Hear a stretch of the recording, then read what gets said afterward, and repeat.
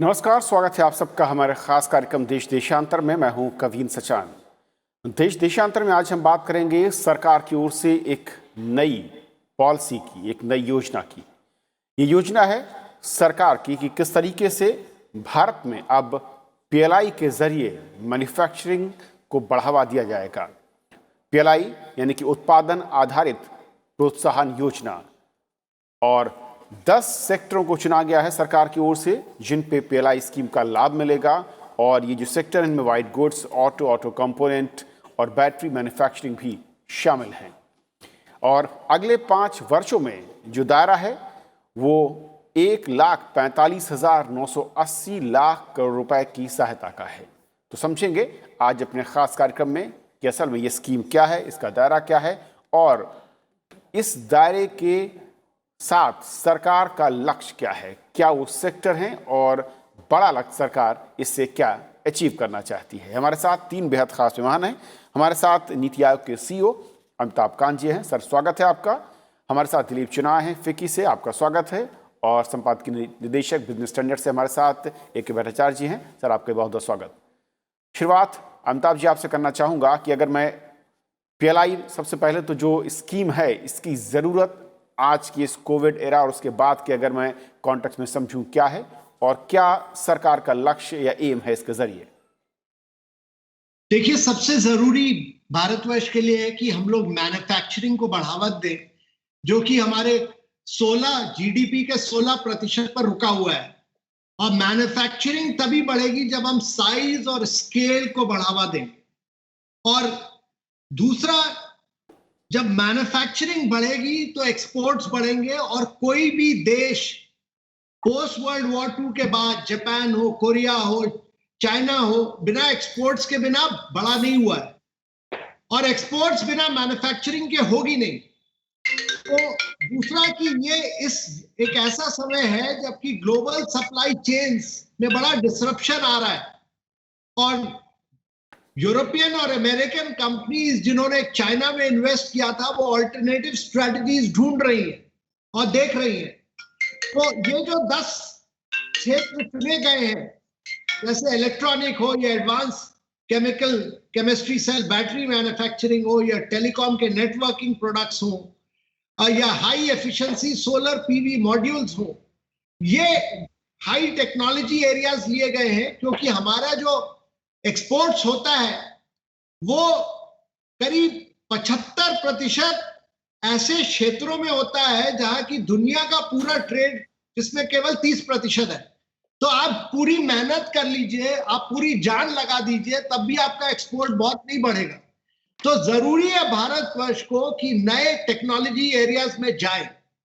दूसरा, कुछ sunrise areas पकड़े गए हैं। और तीसरा, कुछ जॉब क्रिएटिंग सेक्टर्स लिए गए हैं, जैसे टेक्सटाइल्स है, फूड प्रोडक्ट्स है और फार्मास्यूटिकल ड्रग्स है। तो सब मिलाकर ग्लोबल वैल्यू चेन्स को देखा गया, सनराइज सेक्टर्स को देखा गया, ग्लोबल वैल्यू चेन्स को पढ़ा गया और कैसे जॉब क्रिएशन हो। और इन सबको मिलाकर कैसे देश की मैन्युफैक्चरिंग बढ़े, जॉब क्रिएशन बढ़े, एक्सपोर्ट्स बढ़े।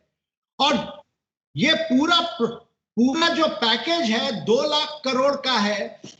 हम करीब 55 लाख करोड़ का पैकेज इलेक्ट्रॉनिक्स, मेडिकल इक्विपमेंट्स और फार्मा का कैबिनेट पहले अप्रूव कर चुकी थी। तो ये पूरा मिलाकर देखें तो 2 लाख करोड़ का है। ओके।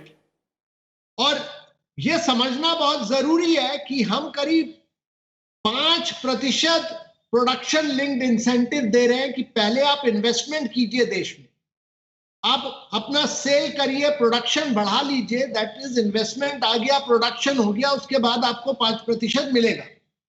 तो हमारा जो लक्ष्य है, जो हमने कैलकुलेट किया है कि अगर 2 लाख करोड़ 5 साल में खर्च करता है देश, अगर खर्च करती है तो करीब इससे $530 बिलियन का प्रोडक्शन बढ़ना चाहिए देश में। ये इंपैक्ट होना चाहिए इसका।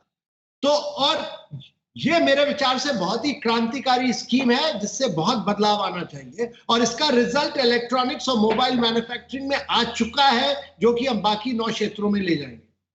अमिताभ जी, एक और सवाल खड़ा होता है कि जैसे आपने कहा कि करीब करीब ये 2 लाख करोड़ के आसपास का पैकेज है, लेकिन इसकी मॉनिटरिंग क्योंकि बहुत इंपॉर्टेंट हो जाती है, जो डिपार्टमेंट है, मिनिस्ट्रीज हैं, वो डायरेक्टली इसको मॉनिटर करेंगे, या कोई और एक कोर ग्रुप होगा, या नीति आयोग का रोल इसमें होगा? किस तरीके से इसे मॉनिटर करेंगे? तो इसमें कई लेयर्स हैं, क्योंकि ये मिनिस्ट्री इनको एक एक स्कीम को ड्राइव करेगी, पर हर स्कीम की मॉनिटरिंग जो है वो एम्पावर्ड ग्रुप ऑफ सेक्रेटरीज है जो इसको मॉनिटर करेगा, रिव्यू करेगा। पर इसमें जो खास बात समझने की ये है कि अगर प्रोडक्शन नहीं हुआ देश में तो आपको इंसेंटिव नहीं मिलेगा, और इसलिए प्रोडक्शन करना जरूरी है, और हर साल आपको अपना प्रोडक्शन बढ़ाना होगा, इंक्रीमेंटल लेवल्स बढ़ाने चले जाएंगे आप, और हर 5 साल बढ़ता जाएगा। तो पहली बार देश में यह हो रहा है कि हम साइज और स्केल की बात कर रहे हैं, क्योंकि MEIS स्कीम जो पहले थी वो हमारे एक्सपोर्ट्स के 90% आइटम्स को कवर करती थी और एक्सपोर्ट बढ़ नहीं रहा था। हम करीब 76% टैरिफ आइटम्स को कवर कर रहे थे। हमें देखना है देश में कि हम 10 ऐसे क्षेत्र पकड़े जैसे जिसमें हम ग्लोबल चैंपियन बन जाए, और वही लक्ष्य है। और ग्लोबल चैंपियन बनना बहुत जरूरी है, और इसके लिए साइज एंड स्केल और एफिशिएंट मैन्युफैक्चरिंग जरूरी है। दिलीप साहब, मैं अगर इंडस्ट्री का रिस्पांस समझना चाहूँ, और जैसा कि अमिताभ जी ने बहुत साफ किया कि करीब करीब 2 लाख करोड़ का ये जो इंसेंटिव बेस्ड पैकेज होगा, लेकिन प्रोडक्शन शुरू होने के बाद एंड द रेशियो ऑफ 5%, कैसे से इंडस्ट्री देखती है, और इंडस्ट्री के लिए 5% का इंसेंटिव कितना बड़ा या कितना छोटा, और वो भी प्रोडक्शन के लेवल पर? खबिन, अगर आप इसको देखें तो प्रधानमंत्री ने अपने अभी भाषण जो इन्वेस्टर्स को किया था, उन्होंने कहा था कि ये आत्मनिर्भरता का जो एक स्लोगन नहीं है, एक प्लान है। जो PLI स्कीम जो अनाउंस किया है, जो नीति आयोग और अमिताभ कांत साहब ने पूरे मिनिस्ट्रीज को इकट्ठा ला करके जो अनाउंस किया है, वो एक बहुत ही महत्वपूर्ण भाग है इसका। और अगर आप देखें तो जो इन्वेस्टेड इन इंडिया था, जो कंपनीज इन्वेस्टेड इन इंडिया था, उनके एक्सपेंशन के लिए कोई अभी इंसेंटिव नहीं था। सारे जो इन्वेस्टमेंट्स थे नए इन्वेस्टर्स के लिए था। तो ये एक जो इंडियन कंपनीज में, अगर जो सनराइज सेक्टर्स जैसे अमिताभ कांत ने कहा था, हाई टेक्नोलॉजी सेक्टर्स ने कहा था, और जो जॉब क्रिएटिंग सेक्टर्स उन्होंने कहा था, उनमें एक इंटरवेंशन जो 5% का है बहुत ही महत्वपूर्ण है। अगर आप देखें तो ऐसे जो पहले स्कीम अनाउंस किए थे, जैसे अमिताभ कांत ने कहा था कि मोबाइल्स में और फार्मास्यूटिकल्स में API का जो पहले अनाउंस किया था, उसमें भी काफी इंटरेस्ट आया है, और इसको एक तरीके से टेलर किया गया है।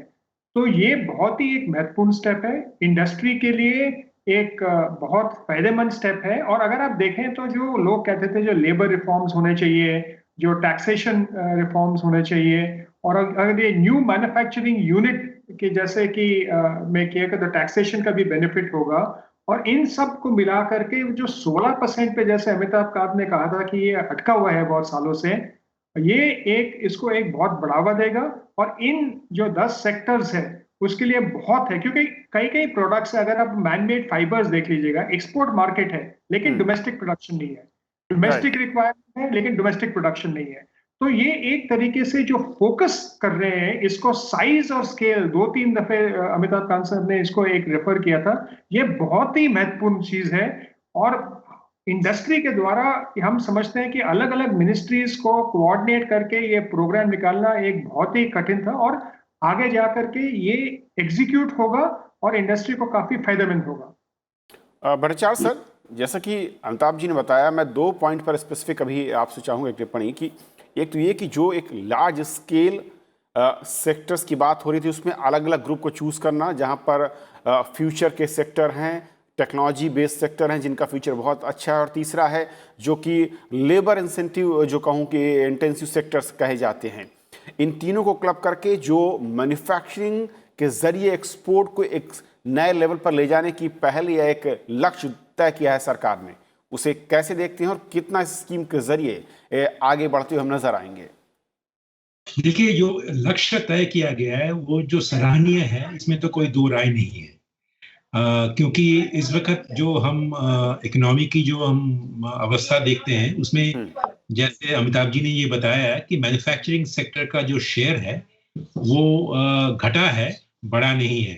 तो अगर इसको बढ़ाना है, और मैन्युफैक्चरिंग सेक्टर का जो वृद्धि में एक बहुत बड़ी एक अहम खूबी ये है कि मैन्युफैक्चरिंग सेक्टर अगर अच्छा होता है तो आपको जो देश में हमारी जो जॉब्स जो होती हैं, नौकरियां होती हैं, उसमें एक इजाफा होता है। और वो मैं मानता हूं कि मैन्युफैक्चरिंग सेक्टर के साथ बहुत जुड़ा हुआ है और इसका एक फायदा होगा। पर जो सवाल जो आपने उठाया वो मैं समझता हूं कि एक बहुत बड़ा सवाल है, कि वो सवाल है कि किस तरह से इसका इम्प्लीमेंटेशन एंड मॉनिटरिंग होगा। क्योंकि हमने जो एक्सपोर्ट इंपोर्ट इरा में हमने जैसे एक्सपोर्ट ऑब्लिगेशन स्कीम्स देखें, इंपोर्ट में एक्सपोर्ट ऑब्लिगेशन है, अगर आप इंपोर्ट करेंगे तो आप कंसेशनल रेट में इंपोर्ट कर सकते हैं, फिर आपको एक्सपोर्ट भी करना पड़ेगा। तो ऐसे स्कीम में, ये जो प्रोडक्शन लिंक्ड स्कीम में भी आपको एक सेंट्रलाइज मॉनिटरिंग लेवल की जरूरत होगी। क्योंकि अगर आप सेंट्रलाइज मॉनिटरिंग नहीं करेंगे, मैं समझता हूं कि डिफरेंट मिनिस्ट्रीज में क्या हो रहा है, उसका जो जो जो जो बेनिफिट जो होगा, जो फायदा जो होगा, उसका ज्यादातर से हम उसको देख सकेंगे अगर इसका मॉनिटरिंग और एनफोर्समेंट ठीक तरह से हो। और दूसरी बात जो मैं इस वक्त इस स्टेज में कहूंगा कि जो सेक्टर्स जो आपके हैं, ये सेक्टर्स में हमें ये एज्यूम कर लेना चाहिए कि इसमें डिमांड साइड कोई प्रॉब्लम नहीं है। अगर डिमांड साइड प्रॉब्लम नहीं है तो मैं समझता हूं ये सप्लाई साइड मेजर जो है ये काम करेगा। पर अगर हम देखते हैं कि जैसे ऑटोमोबाइल एरिया है, उसमें हमने देखा है कि एक डिमांड रिवाइवल हुई है, पर हालांकि इस रिटेल लेवल में अभी डिमांड उतनी नहीं बढ़ी है। पर अगर हम ऑटोमोटिव सेक्टर में देखते हैं कि डिमांड रिवाइवल हो चुकी है और सस्टेनेबल है, मैं मानता हूं कि ये एक सप्लाई साइड मेजर है। सप्लाई साइड मेजर से इसका कामयाबी हो सकती है।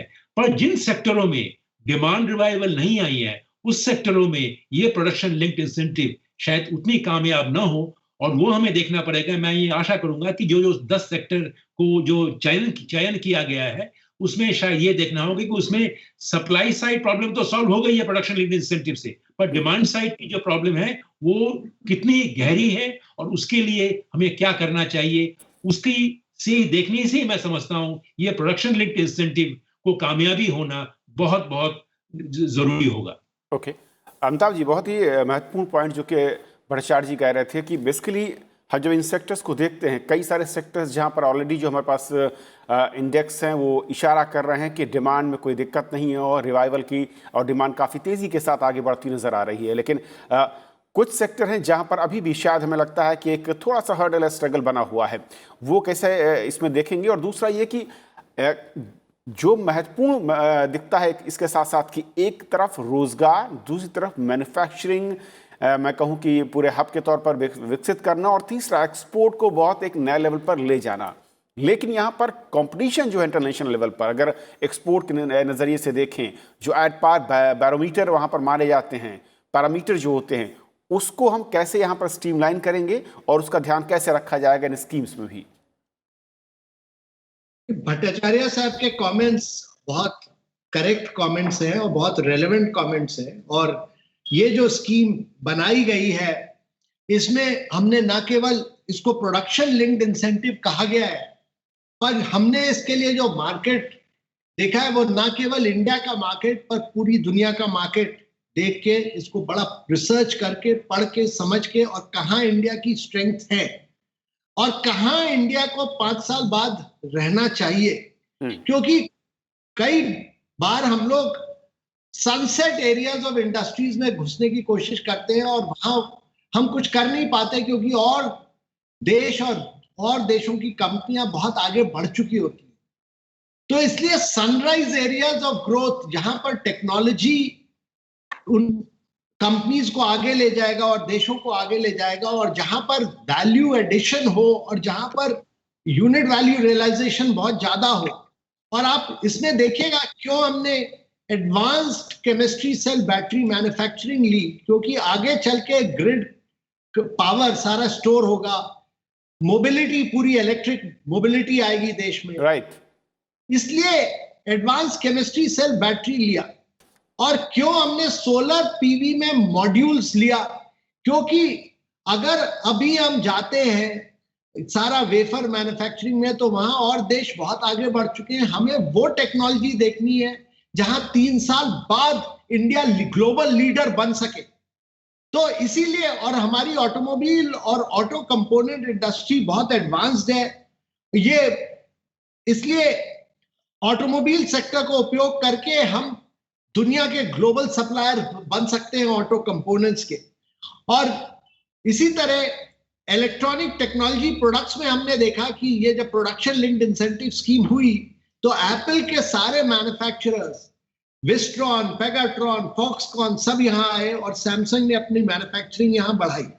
तो हमारा लक्ष्य ये है कि हम दुनिया की सारी मैन्युफैक्चरिंग कंपनीज को आकर्षित करें और जो हमारे यहाँ कंपनीज हैं उनको इस इंसेंटिव के थ्रू कैसे बढ़ावा दें। अब जैसे नेटवर्किंग प्रोडक्ट्स हुआ टेलीकॉम का सारा हम देश में इंपोर्ट कर रहे हैं। अब जो मैन्युफैक्चरर्स यहाँ हैं वो अगर अपना स्केल और साइज बढ़ाएं, और ये मैं बार बार दोहराना चाहूंगा कि अगर आपको ग्लोबल प्लेयर बनना है, क्योंकि हमारे यहाँ अगर हम सोचते हैं कि सारा का सारा हम एमएसएमई के थ्रू कर पाएंगे तो वो हो नहीं पाएगा।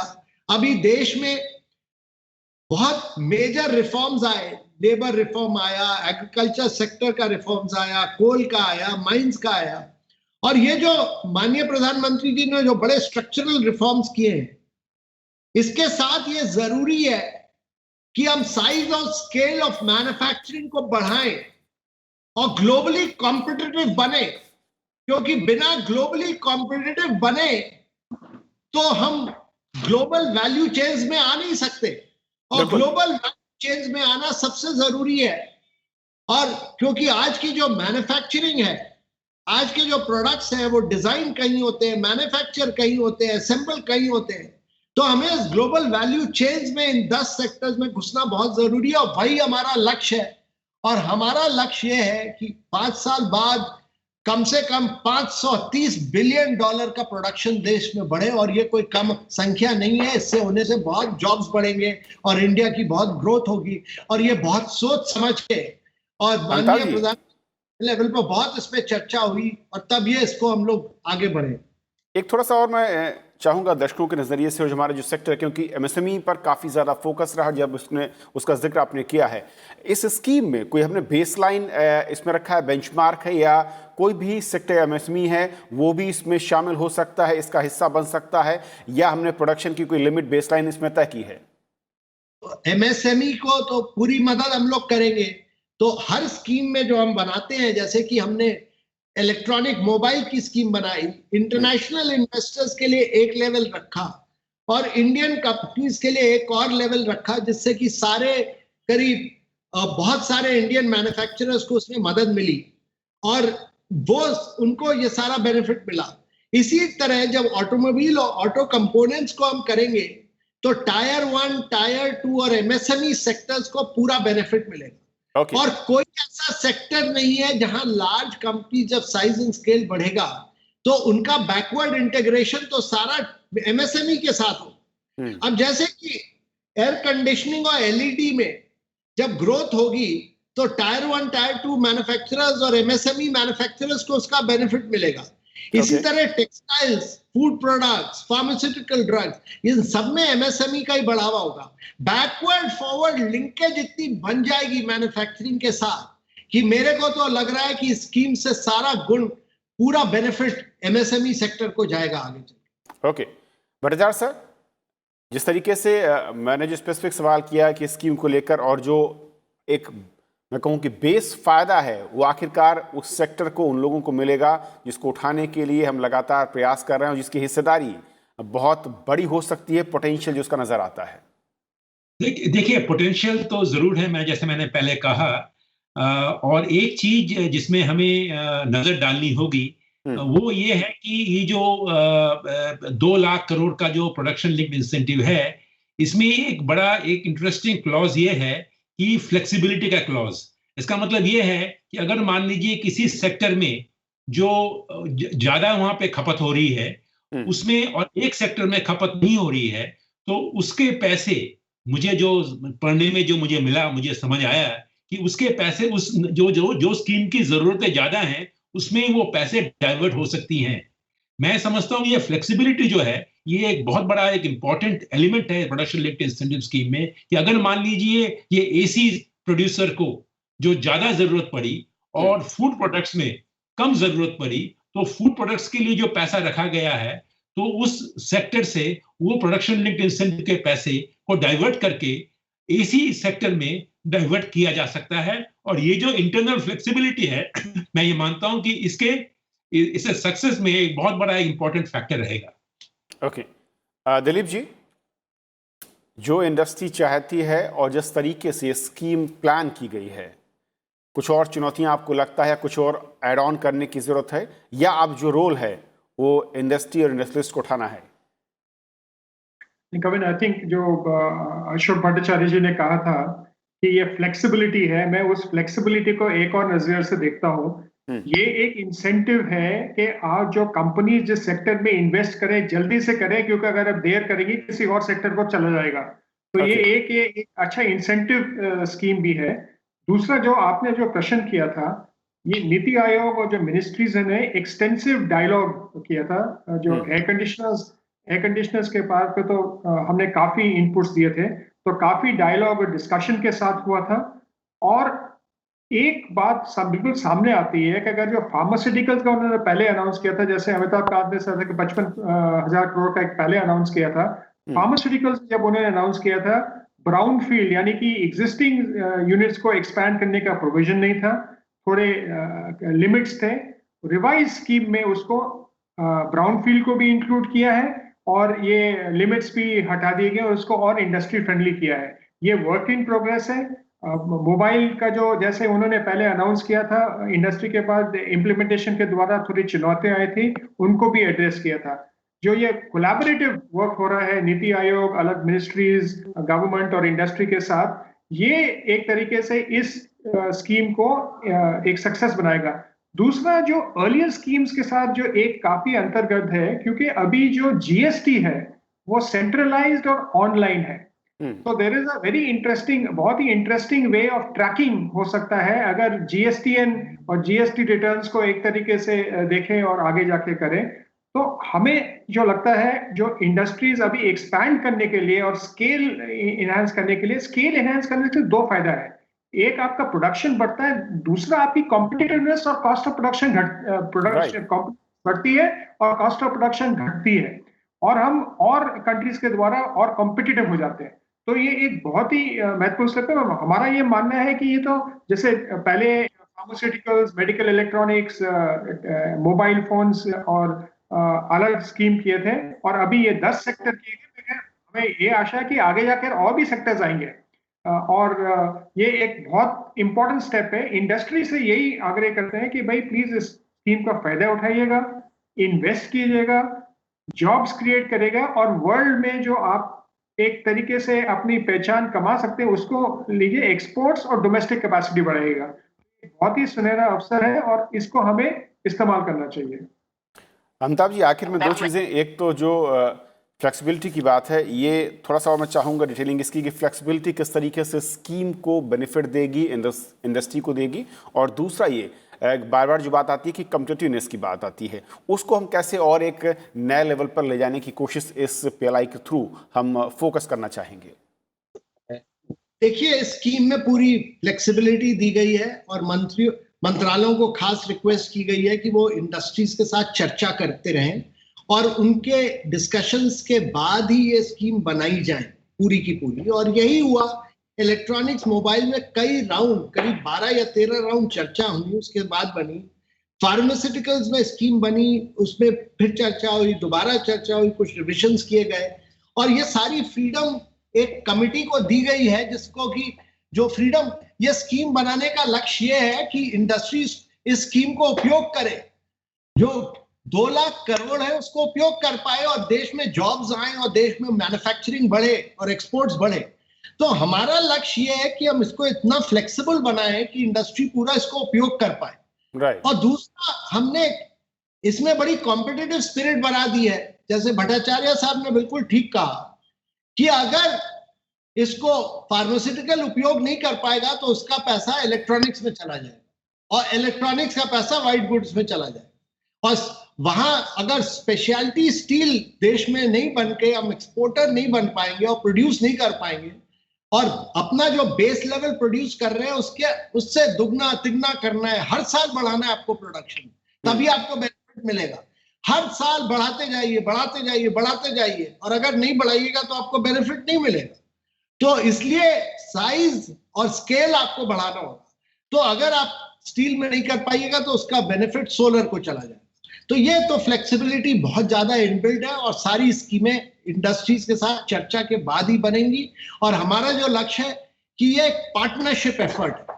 माननीय प्रधानमंत्री जी का हमेशा कहना है कि प्राइवेट सेक्टर के साथ मिलकर देश को आगे ले जाना है और हम लोग एक फैसिलिटेटर और कैटलिस्ट की तरह काम करेंगे और प्राइवेट सेक्टर के साथ मिलकर देश को आगे ले चलेंगे इस स्कीम के थ्रू। और ये बड़ी क्रांतिकारी स्कीम है क्योंकि इसका बेनिफिट तभी मिलेगा जब प्रोडक्शन हो जाएगा देश में।